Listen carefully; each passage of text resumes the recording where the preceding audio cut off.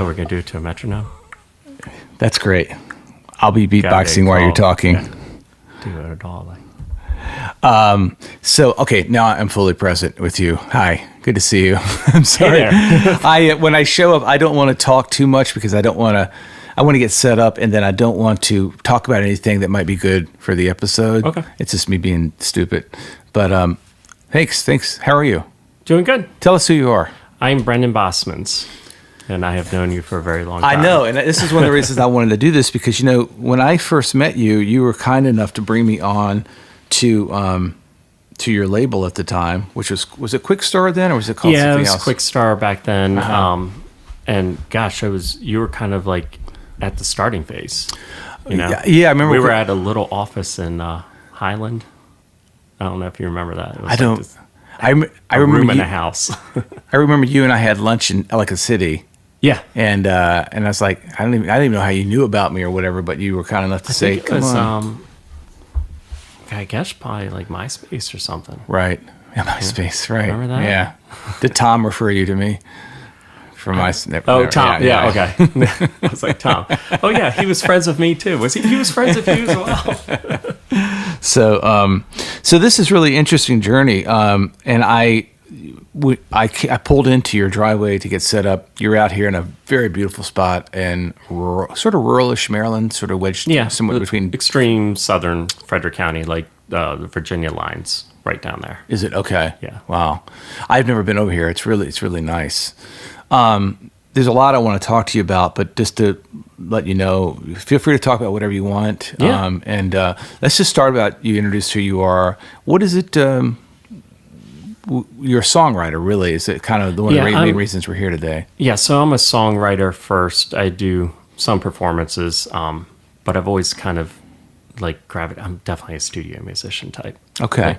Like, I love the studio environment. It's creative, and I can sometimes get carried away with, adding stuff over. If you're recording your own stuff, sometimes you can get carried away with it, with adding too many harmonies and stuff. But I just love the creative space there.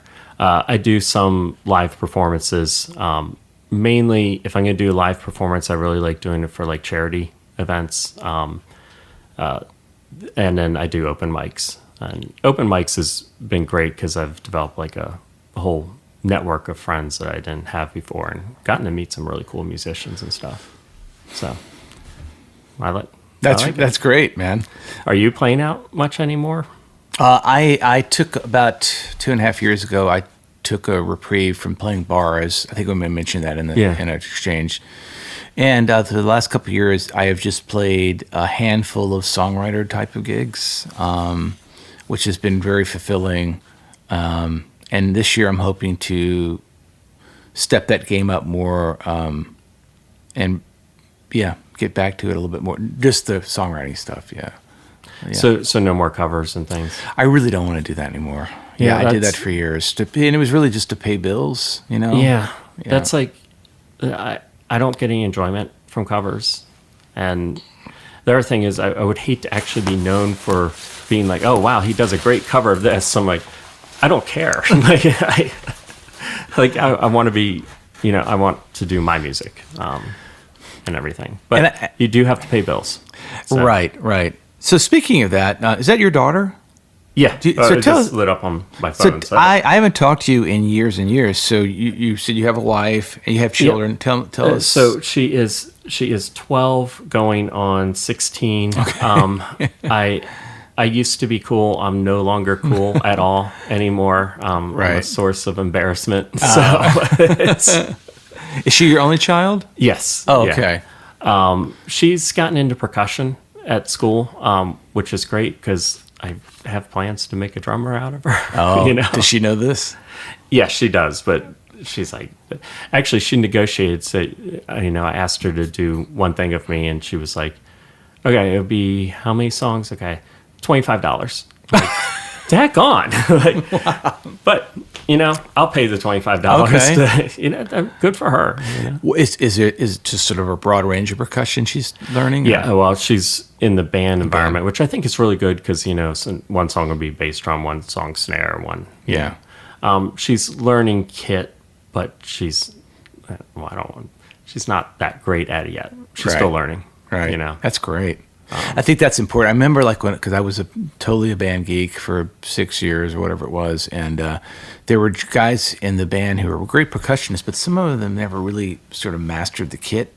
Yeah. Which is interesting. I thought it was kind of an interesting piece that seemed to sometimes get lost, at least of course, this is the Middle Ages I'm talking about when I was in school. But I mean, it was like there wasn't as much focus on that unless you were maybe in the jazz band, but. Yeah. I don't think they even really teach the kit until jazz band. And like, I know for me, I have so much respect for drummers because you'll hear in my recordings that there's percussion in there. And that's me doing it, so I'm actually playing, all the drums, except I have to play them all separately. So I'll do like kick and snare, and then come back and do cymbals, and then come back and do like a drum roll. Like I can't do it all together. And also there's a lot of takes that go into that. But you're not the first. XTC did an album like that, which I didn't realize until a few years ago that happened, where they recorded every drum part separately. And I think it was all about isolation. How they could. I'll call it isolation then, not lack of skill. Right. I could be wrong about that, but that's the only. Yeah, actually, it does make sense for isolation. So Joe Bird and I, Joe Bird's a mutual friend of both of ours, and actually was on your podcast a few weeks ago. We both do recording. We have a band that we call the Middle Years. Right. And so we actually work with a real drummer for that. And the isolation thing is always a real challenge.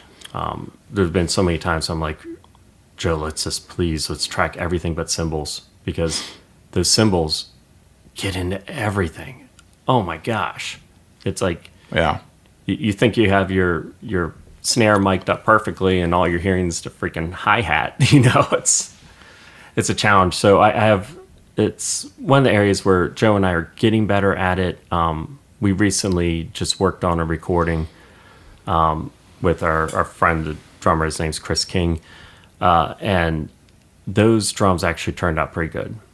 And it took some distance from it because we recorded the drums back in October. And I was like, Joe, I don't know. I don't think we have good sounds or anything, because I was like right on there. I was like, maybe we need to do like sound replacement. But then on Sunday, where they're mixing, I'm like, this is our recording? This is actually really good. Like, I didn't. Yeah. Joe's like, I told you so. And I'm like, pessimistic me. Like, there's no way we could actually record these drums right. But it was a cool way to record the drums, because we ended up working in so we're at my farm right now. There's a main house, and we had a big empty room. So it was like the best place to record drums in. So great. So right over there. Okay. Yeah, that's other nice. side of the driveway.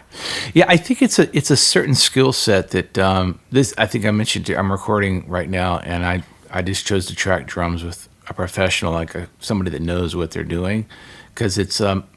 I think if you have time to play around with it, and maybe if you're somebody like me, I just don't know that world well, and so I just would rather have somebody do it as opposed to lose hours trying to do it myself.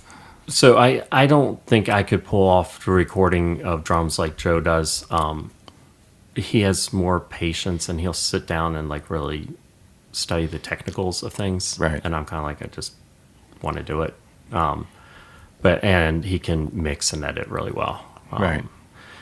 But like when you record, how do you typically do it? Are you laying down percussion first, or are you putting like guitar to a click first, or?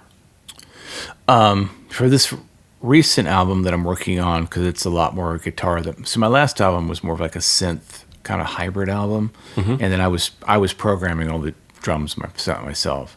This one, so I would typically start with some percussion first, or somewhere early in the process. This one is more guitar based, so I'm just doing a lot of click track, not very successfully, but I'm working with the click track a lot. Yeah. It does get easier the more and more you work with the click. I hope you're right. I'm just so tired. I promise you, it does. Some of the things that I've learned was like doubling the speed of the click. Mm-hmm. So yeah, You know, if it's 90 BPM, you put it way up, which is hell to listen to. It's like click, click, click, click, click. Right. But for some reason, it can work. I had the opposite experience with, like you were talking about Joe. He recorded me some acoustic stuff just about 3 or 4 months ago at his place. And I thought, this sounds pretty good. And I got it back home and I started editing. And I'm like, God, this is horrible. And I just, I missed the boat somewhere. But anyway, so let's go back to, so you started this Quick Star with Joe and your brother, Brian. Mm-hmm. And then, but you have another job. You have another gig, right? What is your main gig? Financial advisor. Okay.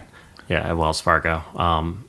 I've been in banking since I was 18. Mm-hmm. And so I went in banking and then went to financial advising in 2010 maybe. Okay. And so I've been doing that ever since.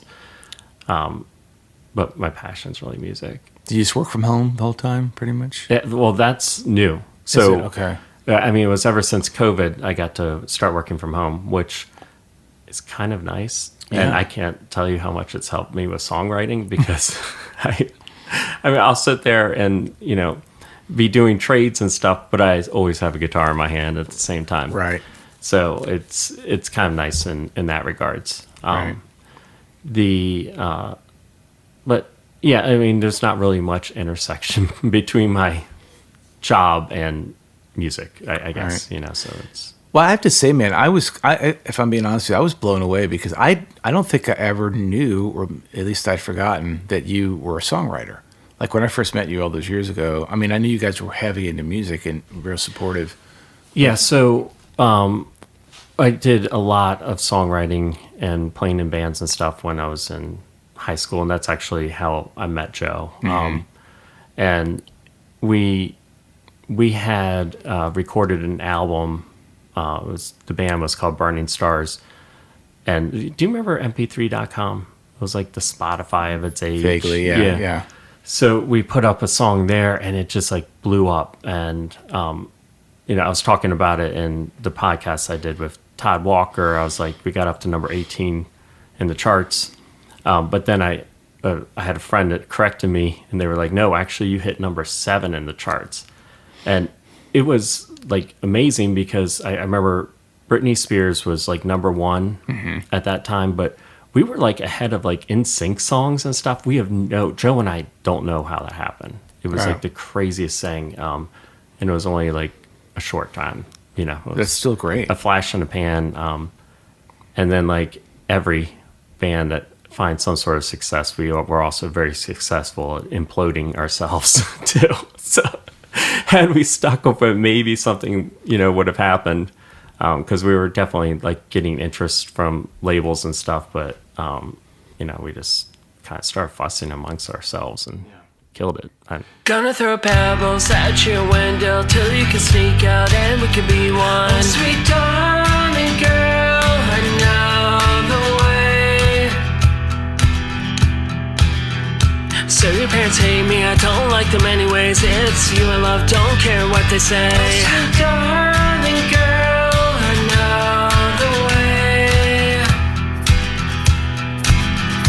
come with me, we'll get away. Spend the night under the stars. I'll have you back in the morning before they even know you're gone. Oh, sweet darling girl, I know the way. They say I'm low class from the wrong side of tracks. Now, one of the new track of this kind of rebirth is to say where you're kind of back out, you're recording again, you're doing playing open mics. When did that start? So that started at the very end of 2021. So I had stopped playing for, 18 years. In 2021, I was cleaning out our attic, and I discovered like all my old tapes and boxes and guitars, and it was kind of like, who was this person? I had all this music background, and everything got packed into boxes, and everywhere we moved, these boxes would move with us, but I wouldn't actually do anything with music. So when I found those boxes and I started going through it, I was, going through old tapes, learning old songs. The attic never got cleaned out. To this day. It's still not really cleaned out. But then once I started playing like old songs, then all of a sudden I started writing new stuff, and that's what I was not expecting. And when I say I was like so rusty at guitar, like I remember having to look up like, how do I play a D chord? Like that's how long and removed from it I got. Right. But then once I got back into it, it just kind of went like wildfire. Right. Right.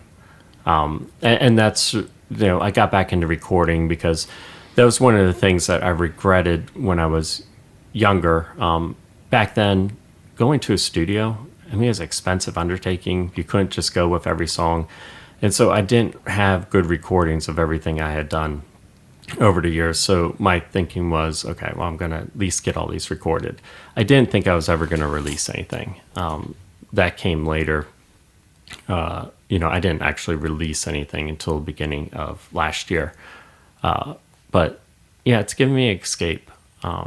And I think that the reason I've been able to write so many songs in such a short time period is like I had 18 years of things happening in my life that built up and then like came out through song. Right. Now, do you have like after you write songs, do you have like a process you go through where you sort of, I don't know, kind of choose the best ones, maybe put some on the back burner? Well, pretty much if I have a song that's done, I'll record it, and I record it. I try to get everything recorded within 24 hours because I found that like frees up my creativity again. Also, when I start into like the writing process, it is all consuming. Like it can wreck my sleep for a day because I won't be able to sleep at night because I'll wake up with like parts in my head like, oh, I should put, this is the lead. And, I wake up and thank God for like the little voice memo app on my phone because I'll like wake up and say something, or, there's been times where I've woken up at like, 3:30 in the morning. I'm like, oh, I know the lyrics for this spot. I got to change them. I got to change them right now because I won't be able to go back to sleep. And then I'll change them and be able to go back to sleep. But I mean, that part is actually where the music does interfere with my life because it definitely wrecks sleep at times. Right. Once my brain starts writing, even if I'm asleep, it's not going to shut off. So I did find, and I'm just going back to my early recordings, one of the things that I found was, we were talking about playing to the click and how hard that was.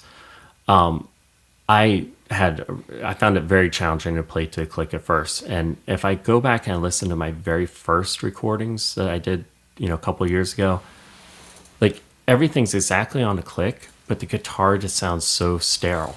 And it's because I was so focused on the click that it's like, I got to play the guitar exact. And it took me a while to figure out, I was like, why do I, when I play these live, it's, the guitar has emotion to it. It has feeling. And that was like a big change for me where I started to understand, okay, I can still play to a click, but what I need to do is record first a live version and then go and mark down like where am I accenting, where am I hitting just a little bit hard, because there's like that voice interaction between a singer and songwriter, singer-songwriter with the guitar is very important, but it can get really hard to duplicate in a recording unless you really study. Yeah.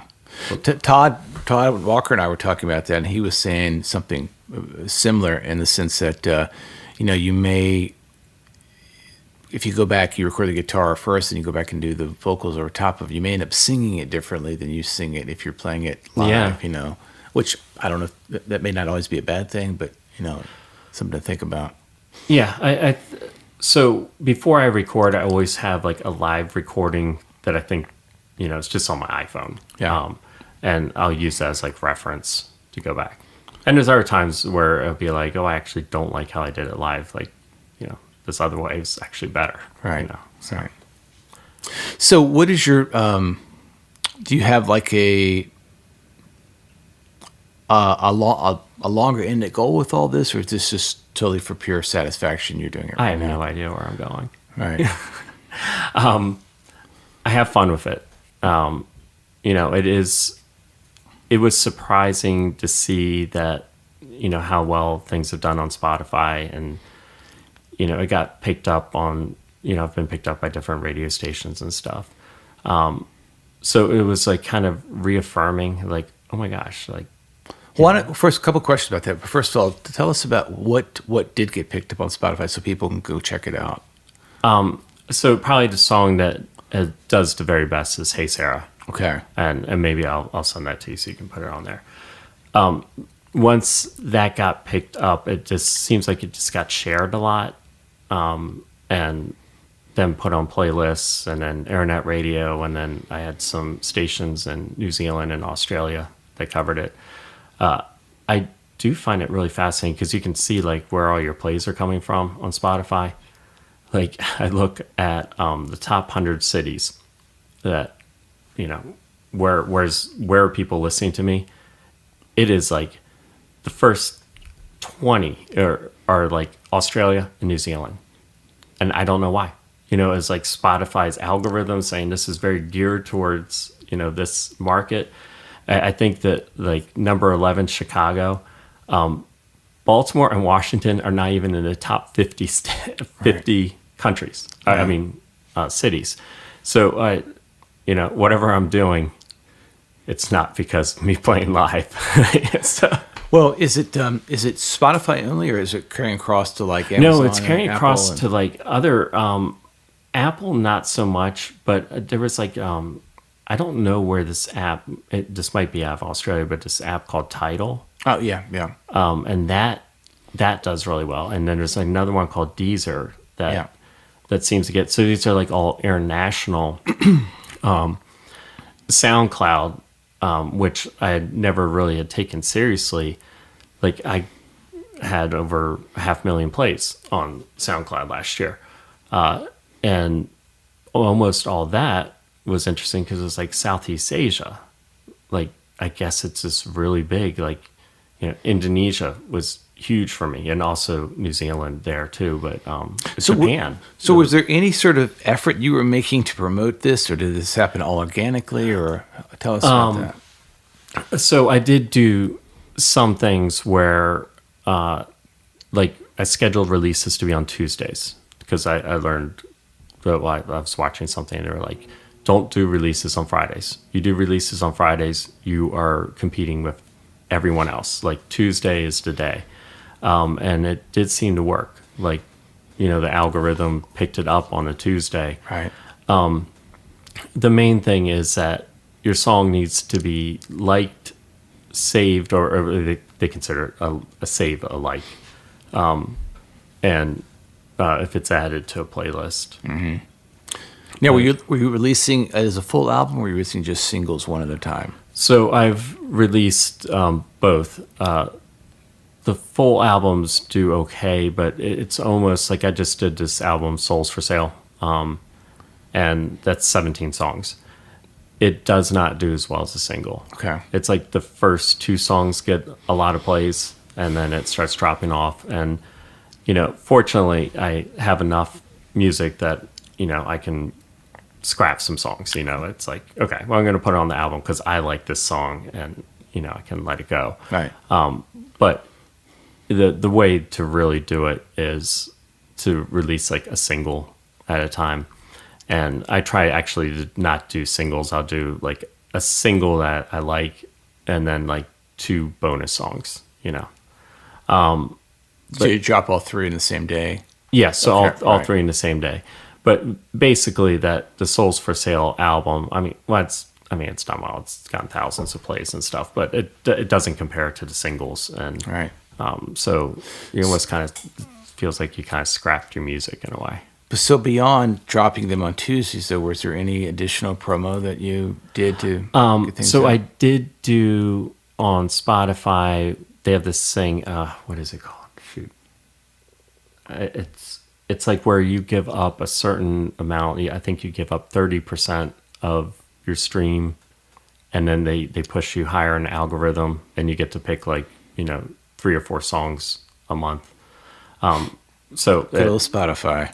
yeah, I mean they're making money any way you look at it. It is. I do feel very bad for musicians because the amount that you get paid, Right. it's so minuscule. Oh, if you even get paid at all anymore. Some people. Yeah, everyone wants music for free, and I don't necessarily fault the companies as much. But there's 2 different things happening at the same time. The companies need to make money. I get it, but people are really underpaying for music. Musicians should be paid more for their talent. I don't think anybody debates the company should make money, but just the gap is so far between I don't even get paid from Spotify anymore because I don't have enough plays. So you gotta hit that. Yeah, you have to hit stupid 1,000 number, and then it restarts every year. It doesn't. It's not. And then it's then on top of that, like at least Apple and Amazon and those will pay something, and some of them pay better. Yeah, if someone buys the album or buys it, but no one's doing that anymore. Right. I did find it. I don't know exactly what Deezer and Tidal's payout is, but it is significantly higher than Spotify. But I mean, Spotify dominates the market. Yeah. Yeah, it's unfortunate. But anyway, that's a side note. So the reason I'm just curious about your promo, because it's your music is great, but it's like there's a lot of people with great music who aren't getting those kind of plays. So I'm just kind of curious as to that's something I almost feel guilty about at times, because I know a lot of really good musicians, and I wish. I mean, I have some theories of why I'm doing well, but there's other people that should be doing a lot better than me. Well, no, I wouldn't say that. I mean, you're up there in the cream of the crop. I was just curious, and again, if maybe there's just things you don't want to share, which is totally fine. No. I'll share the secret of the. Just didn't know the secret. Okay. So one of the things that you'll hear in my songs, like if I'm writing specifically for I'm going to release this, is one, trying to keep under 2 minutes and 30 seconds. The algorithm doesn't like longer songs. Interesting. Okay. That sucks, right? Because that's not how a musician should be. Cut the intro. You'll hear that I have songs that just boom right into the verse, because you only got a few seconds. Right. If someone only hears a few seconds and they flip, then you're pushed down in the algorithm. So you got to get your first message out there immediately. But at the same time, it does allow me to be creative other places, because on that Souls for Sale album, I got to include songs on there that had long intros and, were way more than 2 minutes and 30 seconds. You just put them later in the sequence. Yeah. So they're just pushed down. So they're still getting out there, and those are the songs that I, really like. Right. But yeah, it really is. You have a few seconds. You have a few seconds to grab someone's ear, and that's not how music used to have. It should really not work that way. Yeah. But thanks for sharing. That's really interesting. So 2 minutes and a half or less. 2 minutes 30 seconds. The song it does very best is 1 minute and 50 seconds. Okay. Because I mean that's what the algorithm wants. Right. Right. It wants short songs. Oh boy. But this is really no different than how things have. The way we've consumed music has always been governed by technology. I mean, the reason we got the 3-minute song on radio was because those little discs that were, the records that were mailers could hold up to a 4-minute song on one disc. And that's what was sent off to record labels. So, to radio stations. And so musicians had to adapt and be like, okay, well, this is, we're going to do it. Yeah, I mean, I think definitely that's true. But then the industry went the opposite way for a while, where they were playing album rock, where it was 4 or 5 minute songs you'd hear on commercial radio. It will all go in cycles. Yeah. I think right now with the TikTok generation and all that, it's just the attention span's so small. Yeah. But you know what? It can be an introduction to, what you really want to do is, you find a musician, okay, you've got that catchy song, well, go listen to the album. Because the stuff they're putting on their album is really where you're Right. going to find Right. the heart and soul. Right. You know, Well, thanks for sharing. Any other secrets before we move on? other secrets. Oh my gosh. Sure. I've done some things with meta ads. Okay. So it would be like on Instagram, I'll put like a clip to a song where it'll be, and then like a link to Spotify Right. or something. Right. That does get expensive. I don't know if I really ever see a return on that, but Yeah. I'll put like $2 a day or something towards that. How about video? Like not live video, but like some sort of video that goes along with your recorded song. I mean, I'll do stuff for Instagram. I think I'm like a lot of musicians where we really don't want to be video, content creators. It's like unfortunately, it's kind of a necessary evil, but I hate content creation. Yeah. It's brutal. Yeah, it is. And it's a lot of extra work for sure. And like, I feel bad because, I see really good musicians and they'll go out and they have to do like gimmicky things to get attention. And I'm like, I don't think I'm going to ever do that. Yeah. But, it's sad that that's Right. where we are. Right. So just one more follow up, because thinking about what you were saying about the algorithm and the time, like 2 minutes 30 seconds, is that across all the platforms or is it just Spotify? Well, I know that Spotify's algorithm works that way. Right.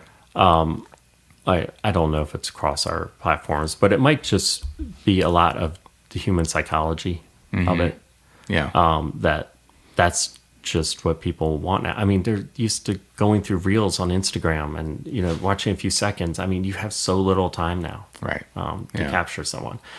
But it does make live performing really important because you go, to a live performance, you're totally engaged. Right. And that part is nice. And I think, with the rise of AI and stuff, AI is something that I really worry about. But it won't take away the live music aspect. The reason I worry about AI is just because, it was great when AI is doing things that,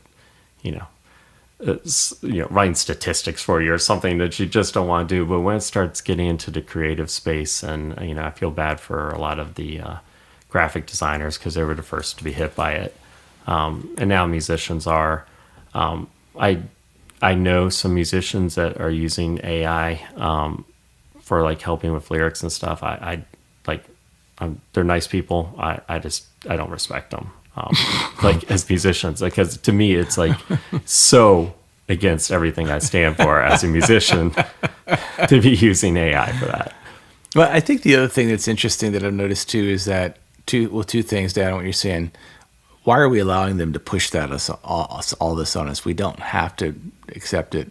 And then two, AI is still not perfect by any means. It gets things wrong. It does. Some of its content creation is terrible. But the thing is, it's advancing so fast that it eventually won't. Oh yeah, wrong. For sure. Yeah. I'm just saying, for right now where we are, like it seems like people 100% gulp it up. I'm like, that's not perfect. That's not a clearly written statement or resume or whatever. It's like it still needs work in some cases.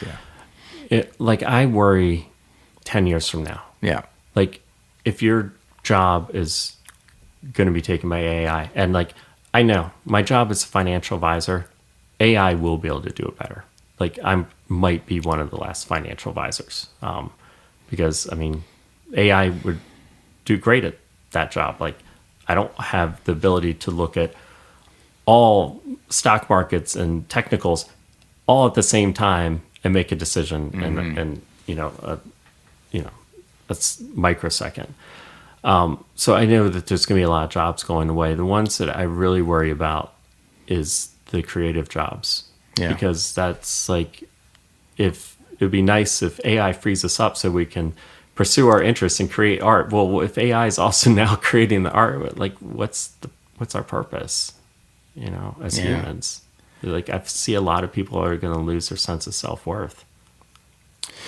The thing I will say about all that is I'm just not sure that AI, and I could be wrong about this, but AI is ever going to match the human potential for creativity. Because I think the AI is never going to be able to tap into what we fully can as humans, because it's not a sentient being. Yeah. and we are. Well, it's gonna AI's not going to wake up in the middle of the night with the right lyrics for the song or that that kind of thing. And I'm not knocking that because a lot of us have that, fortunate to have that experience, But there's the things, it's just the human experience, and nobody's going to be able to program that, That's where I think that the live music is going to be so important. Right. It's going to be more important in the future than it is now necessarily, because people will want that live experience. There's also just that human element. Like now Joe tells me you're an absolute perfectionist with recording, which I think is good. Sometimes I will leave like little flubs in there. No, it's not good. Stuff. It's not good that I am. It's horrible. It's just it becomes a problem sometimes with someone like me. I mean, there's a certain thing about having a certain amount of. I think it's because I've made so many terrible mistakes earlier on in life and released things. I look back and I'm like, God, I wish I hadn't put that out there. But now I've kind of gone too far the other way, Yeah, I see what you're saying in that regards. It's my own personal demon that I have to kind of find a middle ground with. And the guy I'm working with now, my co-producer down in Fredericksburg, he's brutal. He's just like, you need to tone it down, basically. and he's right most of the time. Yeah, you don't want to get yourself so stressed out with that technicalities. I really debated about this song. Actually, this might be one of the songs I'll send you. Chicago on the Souls for Sale. Sorry for the listeners. He told me to send him 3 songs afterwards, so I'm just trying to think of stuff. Chicago, I wrote when I was really sick. I had COVID. I did the recording when I was really sick. I went back and listened to the recording later. I was like, oh my gosh, my vocals. I mean, I sound sick. Like, I should re-record these vocals. And I was like, no, I was sick when I wrote this. I was sick when I was recorded it. This song is how it was at that point in time. So that was one where I really did debate about going back and re-recording. But sometimes like little guitar flubs, if I miss a string here or there, as long as it's not going off beat, I'll leave it in.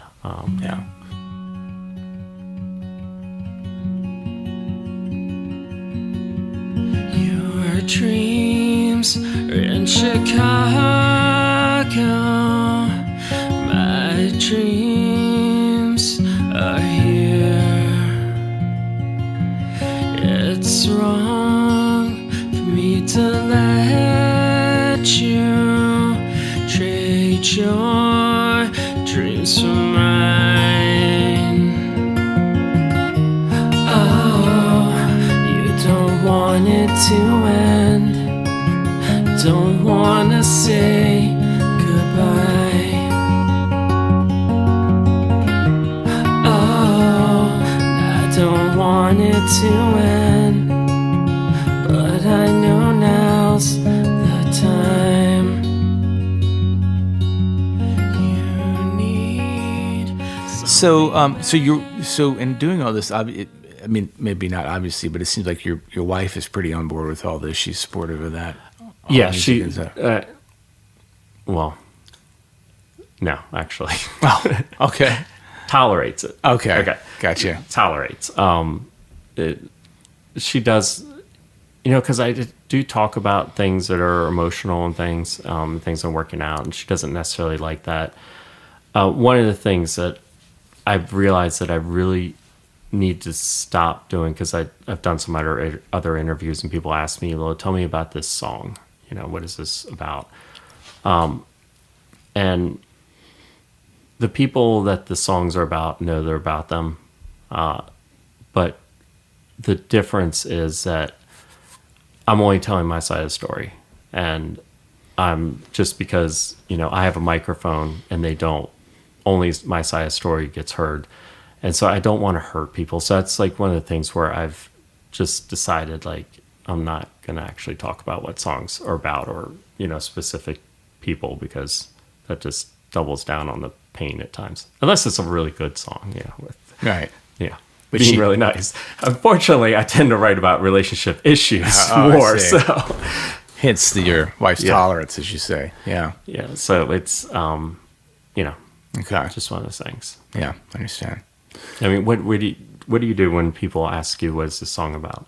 I get feel very uncomfortable because I never really quite know how to answer it, because I think part of me doesn't want to give away everything, not because I'm cool or secret or anything like that. Just I would rather people just kind of figure it out themselves, or I'm sure you run in this too, where people read whatever they want to read into it, and it may not be at all what your intention was. Yeah. I had this happen with a song recently that I wrote. It was Fly Little Bird, and someone thought that the song was all about them, and they were like kind of upset about it, and I was like, no, it's not. Right. And then they were like, well, why isn't it about me? Like, I can't win here. Yeah.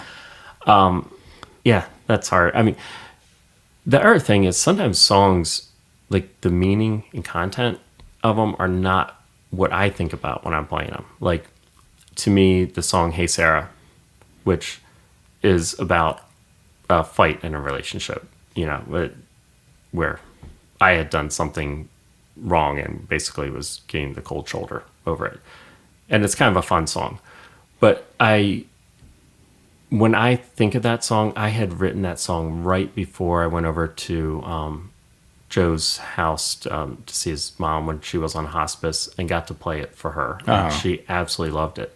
So every time I'm playing that song, I'm always thinking about Joe's mom, not necessarily about the song. So it's kind of a happy memory in some ways, because it's kind of like my last connection with her. It was the last time I got to see her before she passed away, and I got to play for her, and just seeing her smile and clap to it and stuff, was awesome. Yeah. So that's a song that's connected to a very happy memory that isn't anything to do with the song whatsoever. Yeah.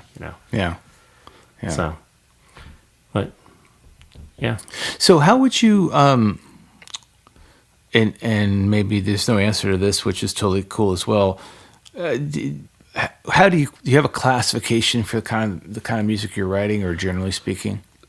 Yeah, it's I'm doing whatever I want. Right. When Joe and I first came back into this, we were trying to do very Americana style things, and I worked hard to develop that.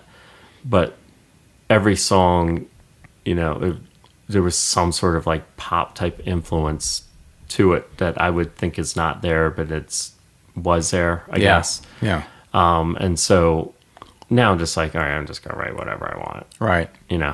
Right. Let them decide. The music that it gets grouped into, like on Spotify, is like sometimes it's like plain white tea-ish. I'll see, like, I'll show up on the radio, or Go to a War. Mm-hmm. Which, oh my gosh, they're amazing. All right. You gotta check them out. Is it Go to War? Or is it? There's another. It's not War on Drugs, right? No, it's Go to War. Okay. I think they're like from the Philly area. They broke up a while ago, but duo. Were they duo? 3 of them. Oh, okay, that's not. And it's named after like their last names. Like one's Goodman, old something, right? Warfield or something like that. That's how they got their name. Oh, you gotta go check them out. They're really cool. So I'm always excited when I get put on their radio, because I'm like, I'm nowhere near as good as them. But if they think that I'm like this style, so I guess it's acoustic pop punk-ish with bluegrass elements. Okay. I do a lot of bluegrass licks in the music. Okay. And it's fun. Yeah. Very cool. Very cool. What type of style are you? Would you consider yourself? Because I listen to a lot of your music, and I have no idea what you are. I have no idea either. It's got. I mean, to borrow from you, just whatever I do, whatever I want to do. I mean, I'm not reinventing the wheel, but I like to think that I'm having fun painting the wheel. Because there's two different things of what I do. Essentially, is there's live thing, which can be just straight live guitar, piano, me, or me live with a bunch of effects and looping. And then there's like what I like to do in the studio, which is can be the same thing, or I just I experiment with colors for production It's kind of what I'm doing now with this new album, you know. That I love, like your tiny museum. Oh, small museum, yeah. Small museum. Yeah. That's just incredible. Well, thank you. Yeah. And was that, when did that come out? Like 2020? Yeah, 2020. My Shiny Mad album. Yeah. It's interesting. It was, thank you. It was a song that's, you know, you have your favorites that you like, you know, and then the ones that you like the most don't usually get, at least for me, don't usually get much response. And that was one of them. Like that didn't get much response? No, and the only people that seem to respond to it are guys, actually, believe it or not. I just kind of thought maybe it would resonate more with women, but I mean, the lyrics and music is good, but the lyrics are just kind of like, they make you think, like, you know, you're kind of like a curator of past memories. Yeah, Little museum.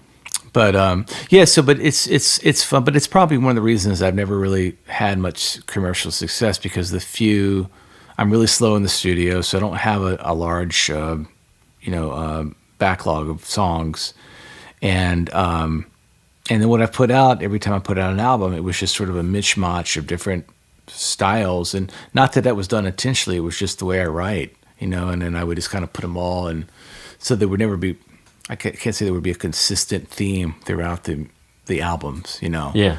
So that's this kind of, even with Shiny Mad, my last album, it was the same way. It was just kind of like playing around with colors and some arrangements and some really interesting ideas that I had, but I was doing it really more for myself than anything. So, well, I would say whatever you're doing for yourself is probably the right thing. Yeah. And I like to mix the mismatch of styles. You know, I think that's good, but maybe instead of dropping it as a full album, just do singles. Put out a few singles. So, all right. So here's something you should do. So if you're going to put out an album later with those singles, make sure that the album has more than 50% of new material on it. Oh, yeah. Otherwise, Spotify looks at the whole album as just being old. Oh, make sure you pitch your song to playlists. Mm-hmm. Yeah. Okay, so you got to upload at least like 6 weeks before. Right. And you pitch it to their editorial playlist. Right.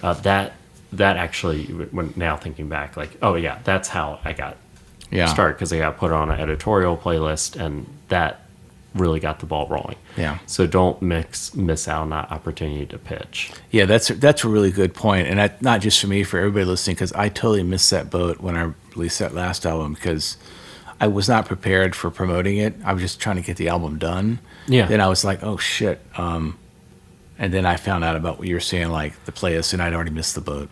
Yeah. So if you're going to do, say you're going to do 10-song album, right? So maybe take 4 of those songs and release them as singles over a couple of weeks. Okay. But always set your release date more than 6 weeks out, because if you just the release date for the single or the album? For the single. Okay. So, because otherwise you go to pitch it and they only have 2 weeks. I've never had any of those get picked up for editorial. Interesting. It seems like, you kind of got to be in their queue long enough for them to find you. While if you just pitch it, right. a week before, they're not even looking. You're like, Here, well, I have a question for you, if you don't mind, waiting with that in mind. I am also remastering my first album from like the late 90s. And should I do the same thing? I mean, none of that's going to really fit on a modern day playlist, because it was recorded in the late 90s. But or should I just hold on? Yeah, everything old is new again. Oh, okay. So don't say that. And we're not that old either. Talking about the 90s, like it was. Oh gosh, it really was a long time ago. You know what's weird too is that I forget this. Didn't you and Brian grow up next to my cousins? Oh yeah, okay. And that was just kind of an odd. Yeah, they were. I guess like 4 houses up. Yeah, I remember hearing that. I was like, "What a small world." Yeah, that's crazy. Yeah, so weird. Anyway, so even with that, even with a remastered old album, I should release the singles in advance. I wouldn't think it would hurt. Okay, yeah, worth a try, right? But I would not think of it as being old music. I mean, it's new to someone. Yeah. Right? Yeah, good point. And that sound that is like that 90-ish sound, I mean, that's kind of what's in right now. It's like, Maybe a certain 90s sound. I don't know if it was the 90s sound I was doing, but no. It's weird because for me, like, I look back at the album and I from a musical standpoint, I'm happy with a lot of the ideas, but lyrically it's very immature, and a lot of the songs are really long and all that stuff, That's okay. You know, it's a growing process. Just, make sure that they know it's a re-release. Right. But I have songs where it's like, I'll go back and listen to things like, gosh, I was an idiot back in the day. Like, right. No wonder so-and-so broke up with me. I mean, right. Like, some of the lyrics I had were just dumb, Yeah, it's just, it is a growth process, like you said. So thank you. That's really great advice. And for people listening, hopefully people will listen and some insight in that. Because when you go down, for anybody releasing music in the virtual world, it is sort of a mystery, like to figure out how to do it, how to navigate it, especially if you're not used to it. So it's really good to have that insight. So thank you. Yeah. Well, I mean, there's a lot of people that know what they're doing far better. But, the first thing I put up, it was kind of lonely. Like, I put it up there and nothing happened. Right. Right. I was like, well, I guess it's not very important. But there's millions of songs released today. Right. So, and that first album I did not pitch to a playlist. Yeah. So I think that's part of the reason it got lost. Are you listening to music these days for inspiration? And if so, who are you listening to? All right, so this is kind of a weird thing, because when I tell people this, they're like, "You don't really listen to music." I will listen to music at times.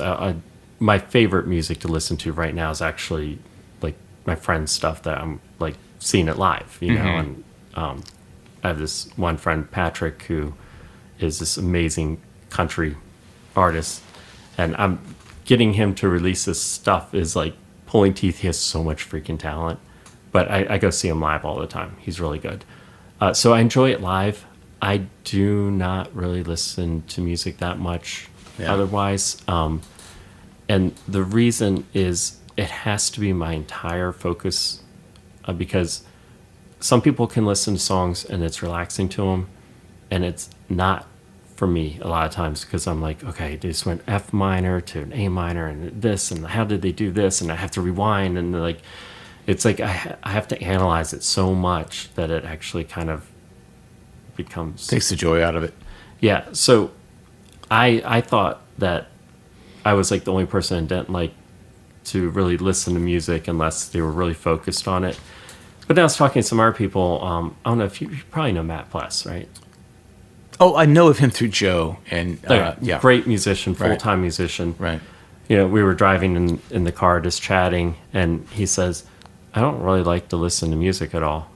And I go, "You feel the same way?"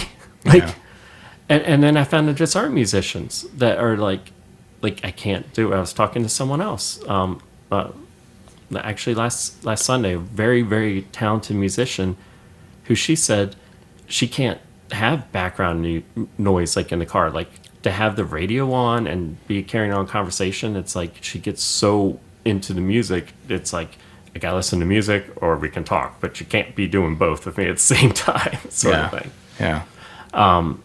So, yeah, I wish I could tell you, but differently. So, well, tell people where they can find. Obviously, you mentioned Spotify, but under what name exactly can they find you? So, Brendan Bosmans, Brenden, last name Bosmans, Bosmans.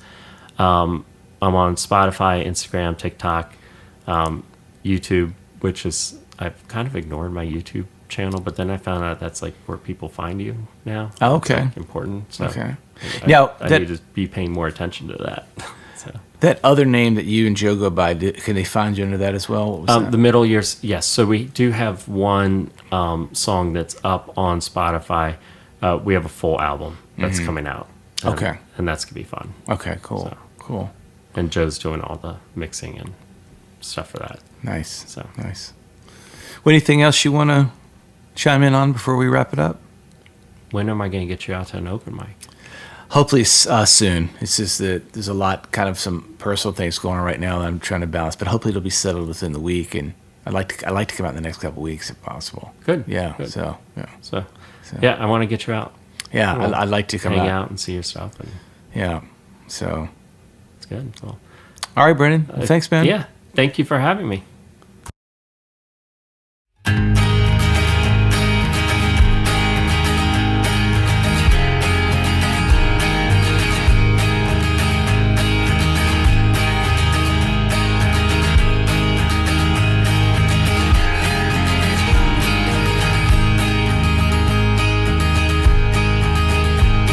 Hey Sarah, what's on your mind?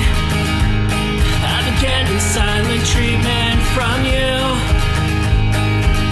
You're slamming doors and being cold, yet you say nothing's wrong.